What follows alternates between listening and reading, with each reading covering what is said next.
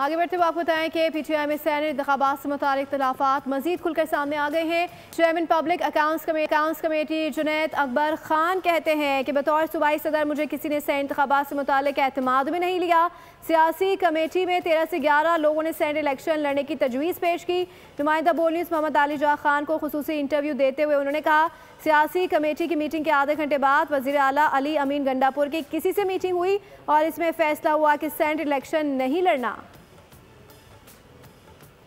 PTI contest करती तो जो आखिरी सीट है वो शायद उनको ना मिलती और 18 इजाफी वोट जो पड़े हैं पीटीआई को उससे एक और सेनेटर मुंतखब करवा सकती। तो आप इतने सीनियर रहनुमा हैं, तवाना आवाज हैं, आप समझते हैं पीटीआई को लड़ना चाहिए था, एटलीस्ट पता चलता मैदान में।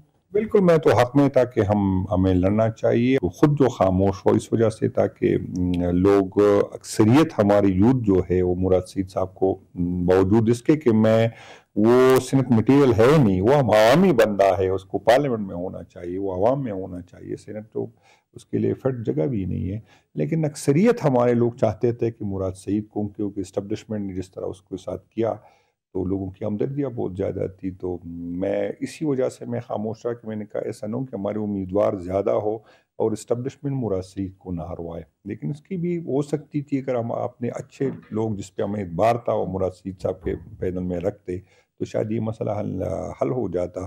तो मेरा ख्याल है हमने एक सीट जो है उसकी कुर्बानी दी है, और जो इरफान सलीम साहब जो वर्कर है और जिसने हमेशा कुर्बानी दी है, अगर हम उसको भी लड़ाते तो मेरा ख्याल है हम आसानी से। सब्सक्राइब करें और बेल दबाएं ताकि कोई खबर रह न जाए।